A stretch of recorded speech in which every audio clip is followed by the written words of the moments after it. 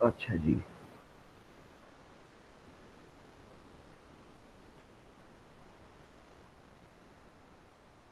ये theoretical portion चल रहा है उसका। मेरा नहीं ख्याल कोई खास मसला अभी तक होएगा। पिछली बार कुछ इसकी बात थोड़ी सी की थी कि डेटाबेस डेवलपमेंट बजाते खुद बिल्कुल वैसे ही है जैसे सॉफ्टवेयर डेवलपमेंट प्रोसेस था, कि पहले एनालिसिस होता है, फिर उसका फिजिकल डिजाइन होता है, फिर सॉरी फिर लॉजिकल डिजाइन होता है, फिर फिजिकल डिजाइन होता है, फिर इम्प्लीमेंटेशन होती है।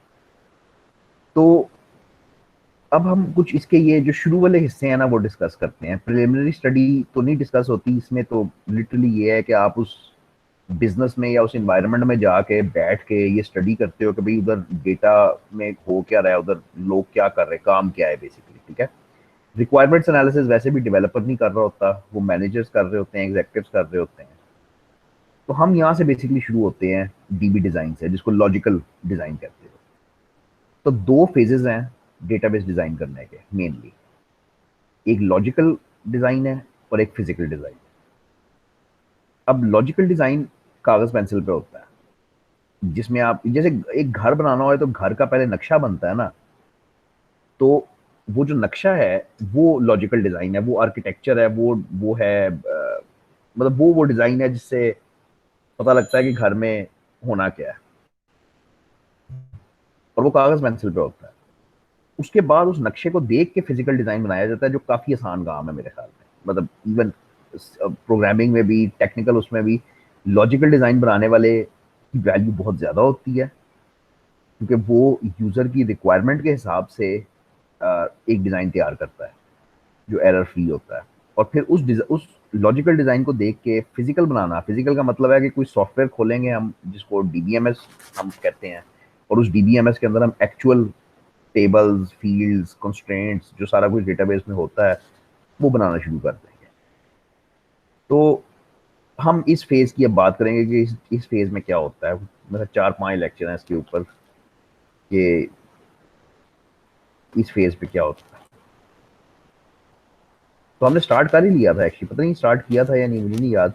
इसका पहला टूल डीएफडी था। कर मतलब लिए थे सर। हाँ, मतलब लॉजिकल डिजाइन कह लो, कंसेप्चुअल कह लो, ये मतलब इट्स डिजाइन ना, मतलब इसको इसको घर के नक्शे की तरह समझा करो हमेशा इस डिजाइन को। ठीक है। तो इसके लिए वी हैव सेवरल टूल्स, और इसमें से जो टूल्स तुम्हें पढ़ाए गए हैं वो डीएफडी पढ़ाया गया है लेवल 0, या इसको कॉन्टेक्स्ट लेवल डायग्राम भी कहते हो। ये रीडिंग कर लेना यार, इसके बहुत सारे नाम हैं। उसके बाद डीएफडी लेवल 1 है, जो जिसको डिटेल्ड डीएफडी भी कहते हो। और अगेन लेवल 2 तक भी बात जा सकती है, लेकिन आपको नहीं करवाया गया। इसके बाद ईआर डायग्राम है। आ, मेरा ख्याल है कंस्ट्रेंट फ्लो भी तुम्हें नहीं कराया गया। हाँ, ईआर डायग्राम है, और उसमें एक और यार वो छोटा सा टूल होता है, उसको वो टू रेफरेंस मैट्रिक्स कहते हैं। क्रॉस है फजूल, लेकिन क्योंकि आपकी बुक में जिक्र है इसलिए करना पड़ेगा। क्रॉस रेफरेंस मैट्रिक्स कहते हैं। ये वो टूल्स हैं जो कागज पेंसिल पे हमें एक डेटाबेस को डिजाइन करने के लिए दिए गए हैं। तो हमने डीएफडी लेवल 0 की बात की थी। तो लेवल 0 क्या था, ये निशानों की बात की थी। हाँ, ये बिल्कुल किया था हमने। ठीक है। तो ये एक हमने लेवल 0 या कॉन्टेक्स्ट लेवल डायग्राम हमने बनाया था। लेवल 0 डायग्राम की पहचान ये होती है कि इसमें सिस्टम या प्रोसेस सिर्फ एक होता है।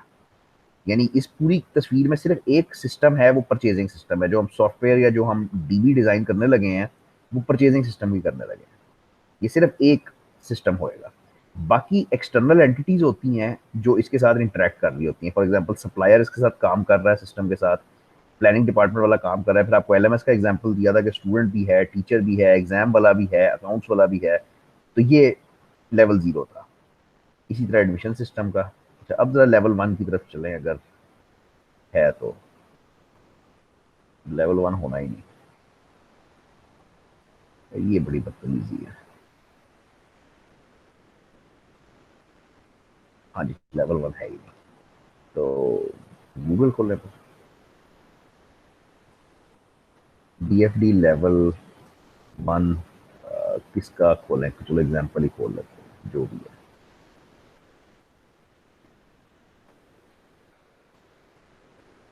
ये अच्छा लग रहा है, ये भी अच्छा है। ये असल में प्रॉब्लम ये है कि ये फर्स्ट पहली असाइनमेंट होती है यूजली, लेवल 1 या और लेवल 0 बनाना ना, ये मतलब मैं छोड़ नहीं सकता बस।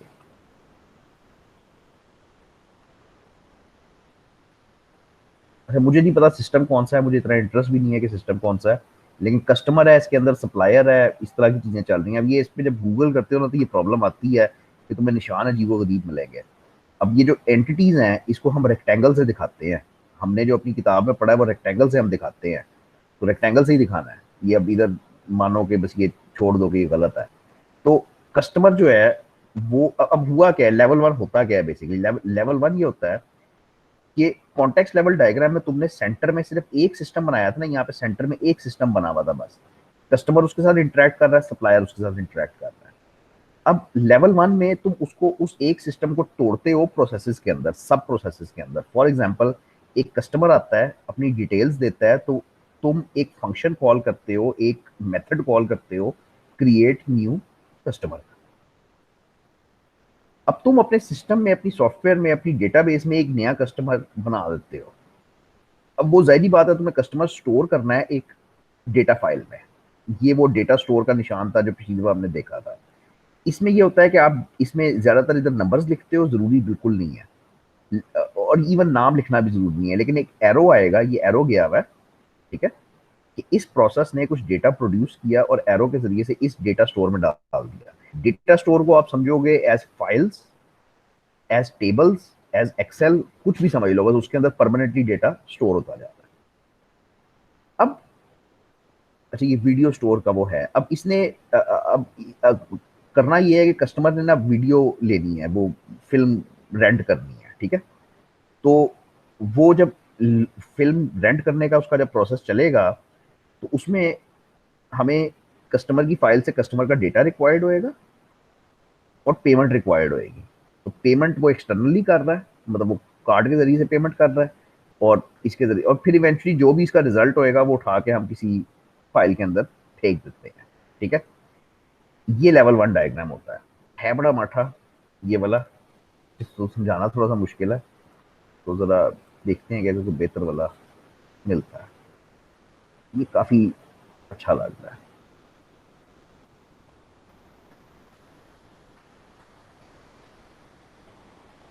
ये काफी जरा एटलीस्ट सीधा लग रहा है कि समझ आ रही है कि क्या हो रहा है। तो अगेन, जो बाहर तुम्हारा सिस्टम, ये सेंटर में है, ये सेंटर में तुम्हारा सिस्टम होता है, ठीक है। बाहर एंटिटीज होती हैं जो तुम्हारे सिस्टम के साथ काम कर रही होती हैं। तो अब गेम ये चल रही है कि सी एस कोई असिस्टेंट है जिसने कस्टमर डिटेल्स दी हैं, तो तुम्हारे सिस्टम में एक फंक्शन चला है ओपन अकाउंट का। ये प्रोसेसेस होते हैं, इन प्रोसेसेस के साथ इधर आप नंबर देते हो, ये सब कुछ आपने करना है। प्रोसेस का नाम लिखा होएगा नीचे, और यहाँ पे उसका नंबर लिखा होएगा 1.0, 2.0, 3.0, ज्यादातर इस तरह लिखा होएगा। नहीं, ज्यादातर नहीं, सॉरी, ये रूल है, आपने ऐसे ही लिखना है। इसका नंबर होएगा 1.0, इसका होएगा 2.0, 3.0, 4.0, हर प्रोसेस का एक अलग अलग नंबर होएगा। मोटी मोटी बात करते हैं, हो क्या रहा है। कस्टमर डिटेल्स दी, हमने अकाउंट खोला, अकाउंट खोल के हमने कस्टमर की फाइल में डेटा फेंक दिया। उसके बाद कोई ट्रांजैक्शन आई, हमने वो चेक करनी है, हिस्ट्री एक्स्ट्रा, मतलब ये आप एक फ्लो की शक्ल में वो बनाते हो। अब आपको असाइनमेंट आती है जिसमें आपने खुद ये बेसिकली डिजाइन करना होता है, ठीक है।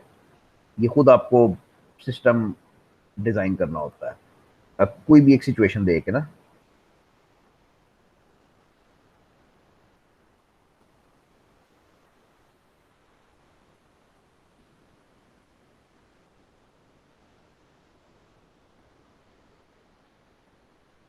ये भी वही है, इशू वीडियो वाला ही, लेकिन ये जरा बना हुआ काफी अच्छा है। तो वंस अगेन, लेवल 0 तुम्हें हमेशा ऐसे मिलेगा कि तुम्हारे पास सेंटर में एक सिस्टम होएगा और बाकी एंटिटीज उसके साथ इंटरेक्ट कर रही होंगी। मतलब बाकी एंटिटीज बाहर वाली उसके सिस्टम के साथ इंटरेक्ट कर रही होंगी। ये तुम्हारा लेवल 0 होता है, सिस्टम सिर्फ एक होता है।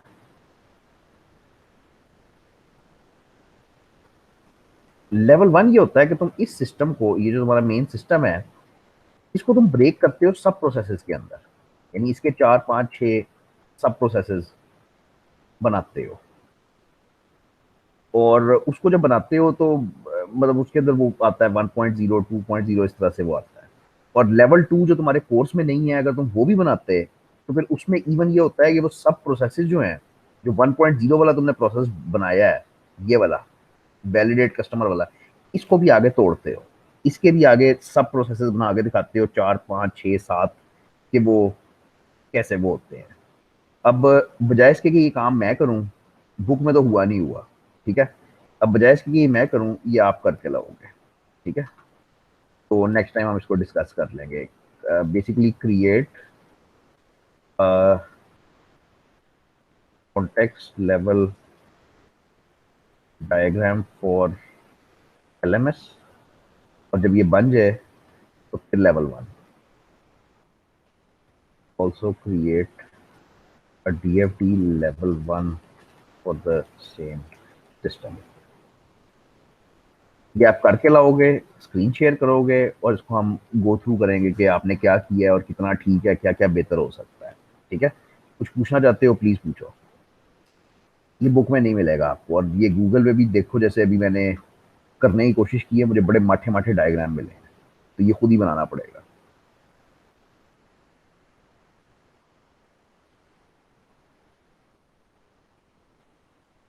ये हमारे पहले टूल्स हैं लॉजिकल डिजाइन के अंदर, ये हमारे पहले टूल्स हैं कि ये ऑर्गेनाइजेशन का डेटा फ्लो समझाते हैं। ये तुम्हें ये समझाते हैं कि एक कंपनी है जिसमें एक कस्टमर एक चीज है, कस्टमर फलाना डेटा प्रोवाइड करता है, और हमें फलाने डेटे को स्टोर करने की जरूरत है, फलानी चीज को उठाने की जरूरत है, जो भी है। तो ये एक ऑर्गेनाइजेशन का एक्चुअल रियल डेटा फ्लो, कि उस ऑर्गेनाइजेशन में डेटा किधर से किधर जा, डेटा फ्लो का क्या मतलब है कि वो किधर से किधर जा रहा है। एलएमएस के केस में स्टूडेंट से टीचर के पास जा रहा होता है, स्टूडेंट अपलोड करता है असाइनमेंट, टीचर उसको चेक करता है, फिर एग्जाम वालों को देता है, मतलब वो एक फ्लो है कि डेटा किस तरह से एक जगह से दूसरी जगह पे जा रहा होता है। तो आ, तो यही हम बात कर रहे थे कि अब हम डेटाबेस डिजाइन फेज में हैं, हम उसको लॉजिकल डिजाइन उसका हम क्रिएट कर रहे हैं। तो अगेन ये रीडिंग कर लेना प्लीज कि डेटाबेस डिजाइन, डेटा मॉडल क्या होता है। डेटाबेस मॉडलिंग ये है कि रियल वर्ल्ड में जो डेटा का फ्लो है, उसका आप एक मॉडल, एक खाका, एक स्केच कागज के ऊपर बना रहे होते हो। यार ये प्लीज पढ़ लेना, इसमें मैं कुछ खास बता नहीं सकता, क्या बताऊं।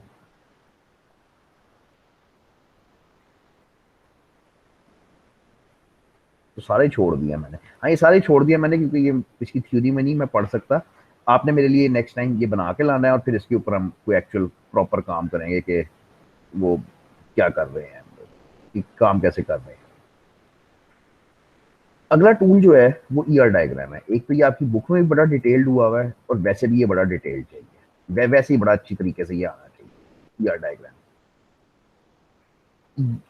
डीएफडी नॉट दैट इंपॉर्टेंट, यानी डीएफडी कह लो कि ये पहला डायग्राम होता है जो आपको मोटा मोटा बस ये बताता है कि ऑर्गेनाइजेशन के अंदर हो क्या रहा है, किधर से डेटा कौन उठा रहा है, किधर स्टोर हो रहा है, बस मेनली ये बताता है। इसका डेटाबेस से कोई खास ताल्लुक नहीं होता। मतलब इस डायग्राम को देख के कोई बंदा ये नहीं कह सकता कि यार हाँ डेटाबेस नजर आ रही है, सवाल नहीं पैदा होता। लेकिन ईयर डायग्राम देख के टेक्निकल बंदा फौरन ये कह सकता है कि हाँ मुझे डेटाबेस नजर आनी शुरू हो गई है, ठीक है। आप भी जब कर जाओगे तो आपको समझ आएगी कि ये डेटाबेस के बहुत ज्यादा करीब है।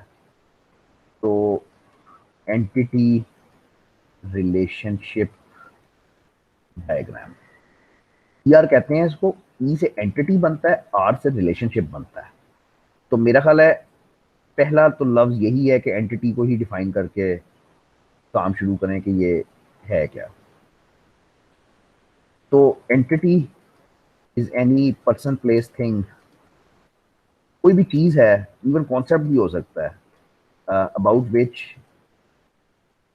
Data is being collected. आपने अगर ईआर डायग्राम बनाना है तो आपको सवाल पढ़ के, क्योंकि आपने सवाल पढ़ के करना है, आपने सवाल पढ़ के करना है, वरना रियल वर्ल्ड में कुछ सिचुएशन देख के आपने ये हिसाब लगाना है कि इस सिस्टम में कौन ऐसी पार्टीज हैं जो अ, जिनके बारे में हम डेटा कलेक्ट कर रहे हैं। एलएमएस है तो उसमें स्टूडेंट है, एग्जाम है, टीचर है, अकाउंट है, फीस है। ये सब वो रियल वर्ल्ड की चीजें हैं जिनके बारे में हम डेटा कलेक्ट कर रहे हैं, उनको हम एंटिटी कहते हैं। एंटिटी को दिखाते हो डब्बों में। अ,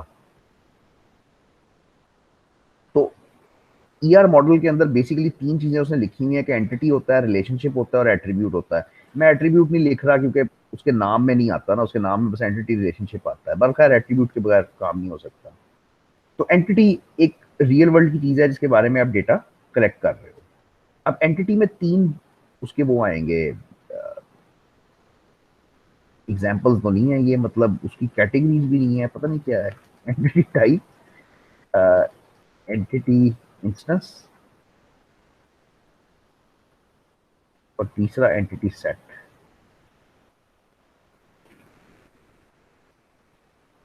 ये जो मैंने ऊपर डिफाइन किया है इसको एंटिटी टाइप कहते हैं।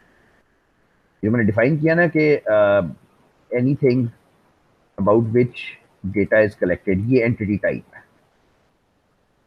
ठीक है।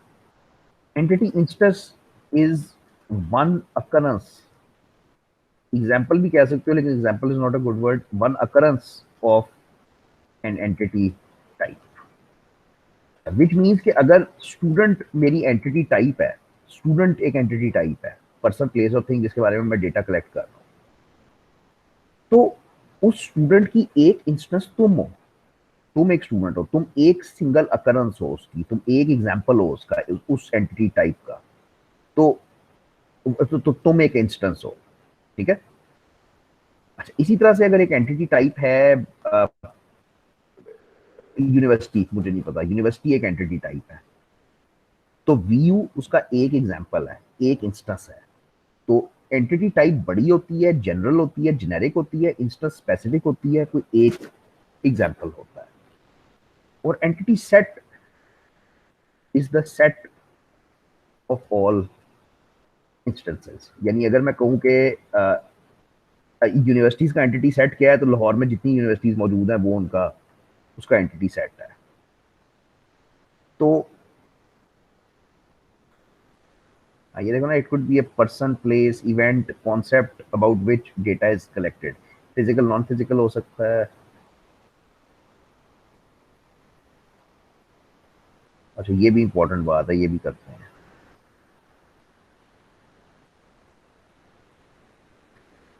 ठीक है। ठीक है।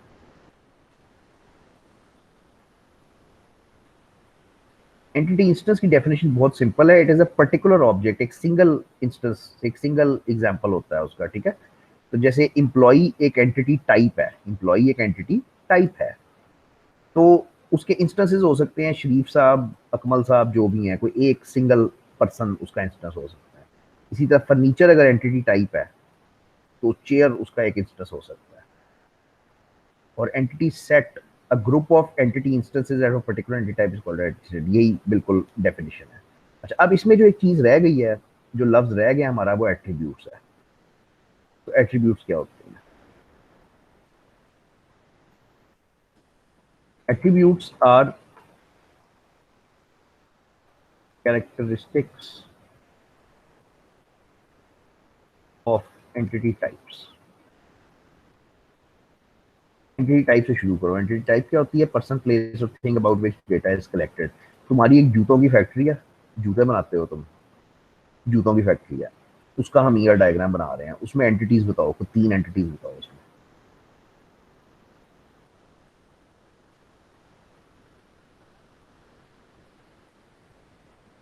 उस सिस्टम में, उस जूतों की फैक्ट्री में तुम किस किस्म का डेटा रखते हो? तुम डेटाबेस को छोड़ो यार, तुम्हारी एक फैक्ट्री है, उसमें तुम डेटा तो रिकॉर्ड करते होगे ना, चीजें रिकॉर्ड तो करते होगे, लिखते तो होगे, तो वो कौन सा डेटा तुम स्टोर करते हो?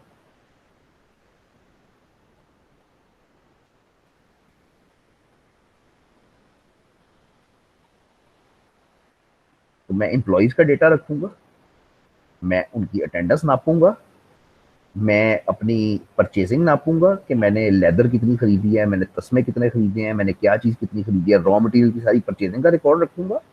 उसके बाद मैं अपनी प्रोडक्शन का रिकॉर्ड रखूंगा कि मैं कितने जूते बना रहा हूँ, किस किस्म के बना रहा हूँ, उनकी क्वालिटी कैसी है। उसके बाद मैं अपनी इन्वेंट्री का हिसाब रखूंगा कि मेरे पास कितने जूते स्टॉक में मौजूद हैं। ठीक है। उसके बाद मैं अपनी सेल्स का रिकॉर्ड रखूंगा कि मैंने बेचा क्या क्या है, किस किस को बेचा है। मैंने अपने कस्टमर्स का रिकॉर्ड रखूंगा कि मेरे कस्टमर्स हैं कौन, जिनसे मैंने बात करनी है। इसके बाद मैं अपने बिलों का हिसाब रखूंगा कि मेरी बिजली का बिल कितना जा रहा है और सो ऑन। सैलरीज का हिसाब रखूंगा कि सैलरीज कितनी जा रही हैं। ये 10 तो मैंने गिन ली है बड़े आराम से, और अभी कम से कम 10-12 और होएंगी। ठीक है। तुम्हारा एक स्कूल है, एक, मैं डेटाबेस की तो बात ही नहीं कर रहा अभी, मैं तुम्हें सिर्फ ये कह रहा हूँ कि रियल वर्ल्ड में एक सिचुएशन है, एक एक स्कूल है, एक एंटिटी है, एक चीज है, एक स्कूल है। अब उसमें कौन सी ऐसी चीजें हैं जिनके बारे में तुम डेटा कलेक्ट करते हो, डेटा रिकॉर्ड करते हो, फाइलों पे लिखते हो, रजिस्टर्स में लिखते हो, कहीं भी रिकॉर्ड करते हो। बस वो चीज एंटिटी है। Entity is anything about which data is collected, खत्म। तो एक स्कूल के अंदर सबसे पहले मैं स्टूडेंट का रिकॉर्ड रखूंगा।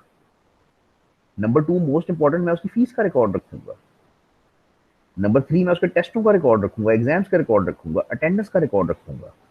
मैं टीचर्स का रिकॉर्ड रखूंगा, मैं टीचर्स की अटेंडेंस का रिकॉर्ड रखूंगा, फिर सैलरीज का रिकॉर्ड रखूंगा, बिल्स का रखूंगा, रेंट का रखूंगा। ये फिर मैंने 9 गिन ली हैं, बड़े आराम से मोटी मोटी 9 गिन ली हैं, अभी मैंने तोड़ा नहीं है। तो anything about which data is collected, it's an entity type. उस डेटा को एट्रीब्यूट कहते हैं। जो डेटा आप कलेक्ट कर रहे हो, जो कैरेक्टरिस्टिक्स आप एंटिटी टाइप की स्टोर कर रहे हो, दैट इज कॉल्ड एट्रीब्यूट। ठीक है। कुछ भी एक उठा लो, consider teacher in my school. तो इसमें एंटिटी टाइप क्या हो गई? वो टीचर ही हो गया ना। Now ask yourself what data you want to store about this teacher, not just this teacher, about any teacher, about a teacher कह लो, about a टीचर कि किसी भी टीचर जो एंटिटी टाइप है टीचर की, उसके बारे में तुम क्या क्या डेटा स्टोर करना चाहते हो। हाँ जी बोलो, क्या स्टोर करते हो? उसका नाम रखोगे, उसका फादर नेम शायद रखोगे, उसका एड्रेस रखोगे, उसका मोबाइल नंबर रखोगे, उसकी क्वालिफिकेशन रखोगे, की अवेलेबिलिटी रखोगे, कितने टाइम पे आ सकता है, उसकी सैलरी रखोगे, पैसे कितने मांग रहा है, उसका एक्सपीरियंस रखोगे, उसका यूनिवर्सिटी रखोगे, किस यूनिवर्सिटी से पढ़ा हुआ है, मतलब ग्रेजुएटेड की से, ये सारा डेटा तुम रखोगे। ठीक है। These are attributes, these are called.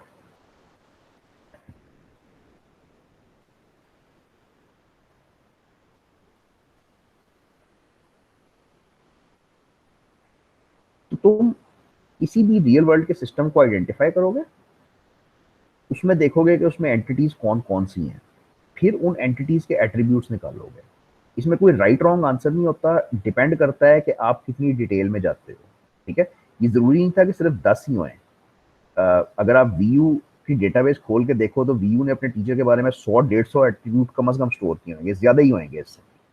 यानी वो इतनी डिटेल में डेटा रिकॉर्ड कर रहे होते हैं। ठीक है। आप जब एडमिशन फॉर्म भरते हो तो आपके बारे में भी एक एक चीज रिकॉर्ड करते हैं कि एड्रेस क्या है, मैट्रिक में कितने नंबर आए थे, उसमें कितने नंबर आए थे। ये सब डेटा जो आप प्रोवाइड करते हो वो एट्रीब्यूट्स बन जाते हैं आपके। ठीक है। तो ये 3 लफ्ज अभी तक बिल्कुल क्लियर होने चाहिए। एंटिटी बजाते खुद क्या होती है, उसकी भी 3 एग्जांपल्स, और एट्रीब्यूट क्या होता है। अब आखिरी लफ्ज जो इसमें रह गया है वो रिलेशनशिप है, वो एंटिटीज के दरमियान में होता है, वो एंड पे आएगा। अब entities can be of 2 major types.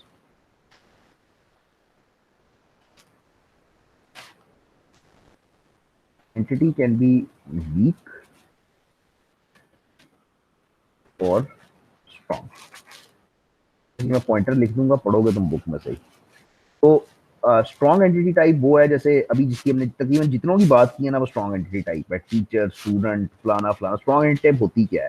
ये खुद ब खुद अपनी अपना वजूद होता है इसका। This can exist independently. इसको जरूरत नहीं है किसी और चीज की कि फलानी चीज होएगी तो ये होएगा। ठीक है। तो मतलब ये स्ट्रॉन्ग एंटिटी टाइप्स होती हैं, ज़्यादातर स्ट्रॉन्ग ही मिलेंगी।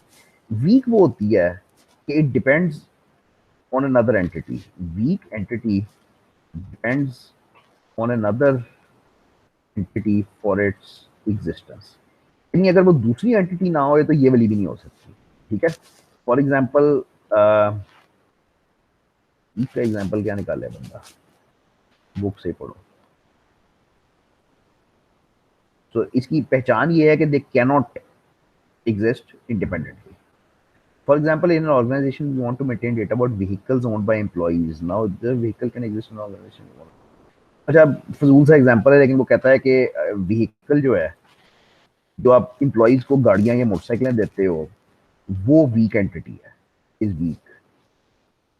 वो कहता है कि if there is an employee only then there will. यार ये बड़ा ही गलत एग्जांपल है, ये बिल्कुल ही गलत है। सॉरी, नहीं मैं नहीं ये लिख सकता, ये बिल्कुल अजीब अजीब लॉजिक है। इसका जो क्लासिक एग्जांपल है वो सिर्फ चाइल्ड है। ठीक है, बच्चा, पेरेंट होएगा तो बच्चा होएगा।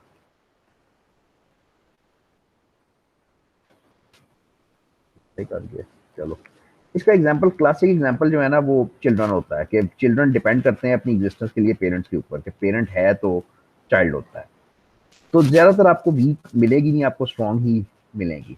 अच्छा, एंटिटी टाइप्स को आप दिखाते हो रेक्टेंगल में। हाँ, ये तो एंटिटी टाइप्स को हम दिखाते हैं रेक्टेंगल में, कि एम्प्लॉय जो है वो रेक्टेंगल में दिखाया है। अब अगर एम्प्लॉय है तो उसके बच्चे होंगे ना, डिपेंडेंट्स उसके बीवी बच्चे हैं। तो अगर एम्प्लॉय है तो उसके बीवी बच्चे होंगे, वो ऑन इट्स ओन एग्जिस्ट। मतलब उसका आप डेटा क्यों रखोगे अगर वो नहीं है तो स्ट्रॉन्ग एंटिटी टाइप जो आपको 99% मिलेगी, उसको एक सिंगल डब्बे के अंदर, और वीक एंटिटी टाइप को डबल डब्बे के अंदर। और वीक आपको बहुत ही कम मिलेगी बाय द वे।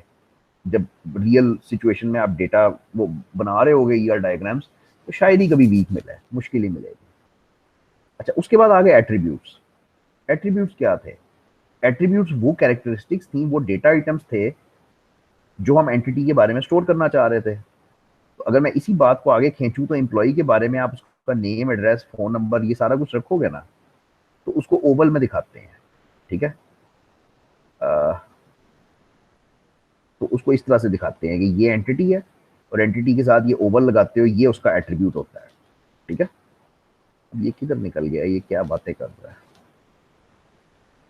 चल करते हैं जो जो कर रहा है। तो एट्रीब्यूट की एक डोमेन होती है, हर एट्रीब्यूट की। फिर ये बड़ा आसान हो जाएगा आप अगर एक दो एग्जांपल्स अपने दिमाग में बिठा लो। तो अगर ये ऊपर वाला ही बिठाना है, ये बिठा लो, ये जो मैंने किया है, टीचर के बारे में मैंने डेटा स्टोर किया। ठीक है, तो डोमेन होती है एक एट्रीब्यूट की। ये क्या होता है? सेट ऑफ ऑल, ये वही मैथ वाली डेफिनेशन है, set of all possible values that an attribute can take. इसका एग्जांपल क्लासिक जो है वो एज है। तो if age is an attribute, domain will be 0 to 100। ठीक है, कि अगर एज एक एट्रीब्यूट है तो एज में 0 से 100 तक डेटा आ सकता है, मतलब इसके बाहर जाना नहीं बनता। ठीक है, तो ये डोमेन ये होती है। डोमेन इसके मतलब वो एक जो एट्रीब्यूट है वो क्या क्या पॉसिबल वैल्यूज ले सकता है। अच्छा, ये बड़ी काम की चीज है, क्योंकि अगर आप डोमेन डिफाइन करते हो तो आपका डेटा खुद ब खुद कंसिस्टेंट होता है। ठीक है ना, यानी अगर आप defining strict domains leads to consistent data। पहले तो ये तो कंसिस्टेंट डेटा का क्या मतलब होता है? डेटा कंसिस्टेंसी,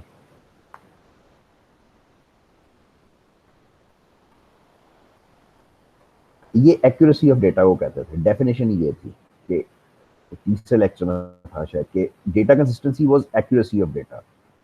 तो अगर आप अपने डेटा के ऊपर डोमेन्स डिफाइन कर दो कि फलानी फलानी चीज में सिर्फ फलाना डेटा आ सकता है, मतलब फॉर एग्जांपल यही एज में सिर्फ 0 से 100 तक आ सकता है, तो इसमें गलती होने का कोई चांस नहीं। अगर कोई बंदे ने एज लिखी थी 25 और उसको 5 दो दफा दबा गया, 255 दबा गया, तो अगर तो डोमेन डिफाइंड है तो वो 255 एक्सेप्ट नहीं करेगी डेटाबेस। लेकिन अगर वो डोमेन डिफाइंड नहीं है तो वो एक्सेप्ट कर लेगी। तो डोमेन अगर आप हर एट्रीब्यूट की डिफाइन करो और स्ट्रिक्टली कर दो तो इससे डेटा बड़ा सब कंसिस्टेंट रहता है, मतलब वो बड़ा अच्छा रहता है। फॉर एग्जाम्पल नेम के ऊपर, शायद ये ना आपको समझ आ रही हो कि नेम के ऊपर कैसे डोमेन लगाओगे। नेम के ऊपर तो कोई भी नाम हो सकता है, तो नेम के ऊपर सिंपल डोमेन ये लगती है कि उसमें सिर्फ कैरेक्टर्स आ सकते हैं, अल्फाबेट्स आ सकते हैं, हरफ आ सकते हैं, नंबर नहीं आ सकता, कोई साइन नहीं आ सकता, लेस देन ग्रेटर देन। तो ये एक तरीका हो गया डोमेन डिफाइन करने का। पर किसी भी एट्रीब्यूट को जो जो वैल्यूज दी जा सकती हैं वो उसकी डोमेन है। समझना आपने ये है कि अगर मैं डोमेन अच्छी डिफाइन करता हूं तो ऑटोमेटिकली मेरा डेटा कंसिस्टेंट होता है। ये पावर है इसकी, ठीक है, जो हम करेंगे, मतलब हम क्या करेंगे। एट्रीब्यूट्स की टाइप्स बस ये मैं लिख देता हूं, लेकिन करवाऊंगा मैं ये बुक से, ये मतलब बिल्कुल सिंपल है। तो अब ये एट्रीब्यूट्स की टाइप्स हैं कि डेटा की टाइप्स क्या है। सिंपल वो है जो नॉर्मल हमें मिलेगा, एक सिंपल वो। कॉम्पोजिट एट्रीब्यूट वो होता है जो 2 या 3 एट्रीब्यूट से मिलके बनता है। लफ्ज कॉम्पोजिट से ही साफ साफ जाहिर हो जाता है कि क्या है। तो आई थिंक जो मैंने एट्रीब्यूट्स लिखे हुए हैं यहाँ पे, इनमें से कोई कॉम्पोजिट निकालने की कोशिश करते हैं। नेम बजाते खुद कॉम्पोजिट हो सकता है। भाई आपका नेम, आपका फर्स्ट नेम है और आपका लास्ट नेम है, जिसको फैमिली नेम और गिवन नेम ये भी कहते हैं, बल फर्स्ट नेम और लास्ट नेम होता है। तो एक्चुअली आपका नाम 2 चीजों पे मुश्तमिल है, फर्स्ट नेम और लास्ट नेम पे। तो कोई भी ऐसा एट्रीब्यूट जो 2 या 3 चीजों पे मुश्तमिल होता है उसको कॉम्पोजिट एट्रीब्यूट कहते हैं। आपका एड्रेस 3-4 चीजों पे मुश्तमिल है, आपका हाउस नंबर है, आपकी स्ट्रीट नंबर है, आपका मोहल्ला नंबर है, आपका सिटी है। ये सारे एट्रीब्यूट्स मिल के आपका एड्रेस बनाते हैं। तो ये सारे कॉम्पोजिट एट्रीब्यूट्स हैं जो मिल के वो बनाते हैं। Mobile number I don't think so, mobile number एक सिंगल चीज है। लेकिन अगर इसको भी तोड़ना चाहो, नहीं इसको क्या तोड़ोगे, मुश्किल ही है। क्वालिफिकेशन डेफिनेटली सिंगल चीज है, इसको तो नहीं तोड़ सकते। मतलब ये ज्यादातर चीजें अब आगे सिंगल है। अच्छा, अब कॉम्पोजिट क्या है, एक से ज्यादा एट्रीब्यूट से मिलके वो बनता है। अच्छा, अब एट्रीब्यूट या सिंगल वैल्यूड हो सकता है या मल्टी वैल्यूड हो सकता है। बड़ा आसान सी बात है ये। सिंगल वैल्यूड ये है कि उस एट्रीब्यूट की वैल्यू सिर्फ सिंगल एक वैल्यू हो सकती है, और मल्टी वैल्यूड ये है कि उसकी एक से ज्यादा वैल्यूज हो सकती है। नेम कितने हो सकते हैं तुम्हारे, एक ही हो सकता है। फादर कितने हो सकते हैं, एक ही हो सकता है। एड्रेस कितने हो सकते हैं, आई थिंक ये भी एक ही हो सकता है। मोबाइल कितने हो सकते हैं, इवन तो तुम्हें लग रहा है ज्यादा हो सकते हैं, मैं एक ही कर रहा हूँ। ज्यादातर सॉफ्टवेयर सिस्टम्स जितने तुमने इस्तेमाल किए होंगे वो एक ही मोबाइल नंबर स्टोर करने देते हैं, वो दो दो नहीं करने देते। तो ये भी एक ही होता है। क्वालिफिकेशन कितनी हो सकती है, काफी सारी हो सकती है। तुम एमफिल भी हो सकते हो, तुम मास्टर्स भी हो सकते हो, तुमने बीएड भी किया हो सकता है, तुमने कोई शॉर्ट कोर्स भी किया। क्वालिफिकेशन डेफिनेटली मल्टी वैल्यूड है, which means it can have more than one values. Availability again I think single, yes no. Salary again I think single, कितनी है। Experience multi valued, कि तुमने 10 जॉब्स की हुई है तो वो सारी तुम्हारी एक्सपीरियंस में आएंगी, तो ये मल्टी वैल्यूड हो गया कि इसमें काफी सारी वैल्यूज हो सकती हैं। यूनिवर्सिटीज अगेन मल्टी वैल्यूड हो सकती हैं कि तुम किस किस यूनिवर्सिटी में धक्के खाए हुए हैं तुमने। तो ये कॉम्पोजिट नहीं है, कॉम्पोजिट कुछ और है।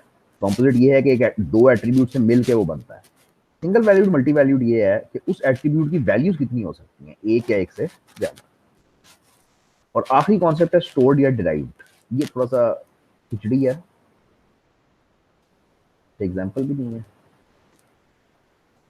एग्जाम्पल भी नहीं है। स्टोर्ड और डिराइव्ड ये होता है यार कि स्टोर्ड वो होता है जो एक्चुअली आपने स्टोर किया हुआ है। फॉर एग्जाम्पल इसका जो क्लासिक एग्जाम्पल बनता है ना वो ये है कि imagine we store DOB, date of birth. हमने डेट ऑफ बर्थ किसी की स्टोर की हुई है, टीचर की है जिसकी भी स्टोर की हुई है। तो if we need age we can derive it. आगे समझ। डेटाबेस में हमने एज तो नहीं लिखी हुई, हमने डेट ऑफ बर्थ स्टोर की हुई है, लेकिन अगर हमें एज की जरूरत पड़े तो हमें 1 सेकंड लगेगा, हम एक फॉर्मूला बनाएंगे, उससे एज निकल आएगी, क्योंकि हमारे पास डेट ऑफ बर्थ तो है, तो हमने आज की डेट से उसको माइनस करना है, डेट ऑफ बर्थ तो हमारे पास एज आ गई। तो डिराइव्ड एट्रीब्यूट्स वो होते हैं जिनको वक्त आने पे तुम डिराइव कर सकते हो, तुम निकाल सकते हो, कैलकुलेट कर सकते हो, इनको कैलकुलेटेड भी कहते हैं।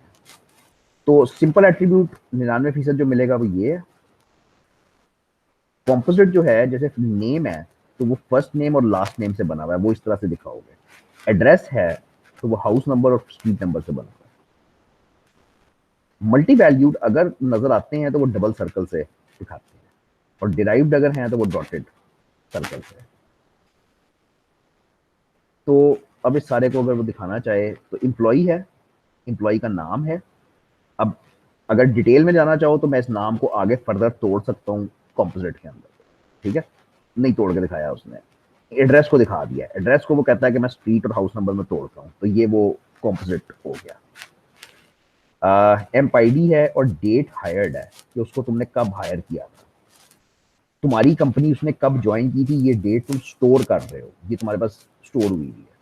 अब अगर तुमने उसका एक्सपीरियंस निकालना है कि उसने कितने साल तुम्हारे पास काम किया है, तो वो तुम डेट हायर्ड से निकाल सकते हो ना, आज की डेट में से उसको माइनस करो, तुम्हारे पास आ जाएगा। तो एक्सपीरियंस उसका एक डिराइव्ड एट्रीब्यूट हो गया जो वक्त आने पे तुम निकाल सकते हो। क्वालिफिकेशन पे मैंने पहली बात कर ली है, ये मल्टी वैल्यूड है। एफएससी निकाल, एफएससी की, इंटर किया, डिग्री की, 2 डिग्रियां की, वॉट। तो ये इस तरह से ये बनेगा। अब तरीका वारदात ये हुआ करेगा कि हम एक सिस्टम को देख के उसमें से पहले एंटिटी निकालेंगे कि इसमें ये 3-4 एंटिटी हैं, फिर उन एंटिटीज के एट्रीब्यूट्स निकालेंगे, तो हमारे पास ये शक्लें बननी शुरू हो जाएंगी। और एंड इसका ये है कि फिर हम उनको जोड़ देंगे रिलेशनशिप्स के अंदर। तो वो करेंगे कल, लेकिन मतलब एंड इसका ये होएगा। इसको सिर्फ रीडिंग कर लो आज लेक्चर 7 की, लेकिन वो जो डीएफडी है ना वो प्लीज फाइनल कर लो, डीएफडी खुद हाथ से बना लो एक दफा, ताकि उस पर डिस्कशन हो जाए हमारी, उससे हम आगे चल सकते हैं। ठीक है भाई, बाकी नेक्स्ट टाइम सही।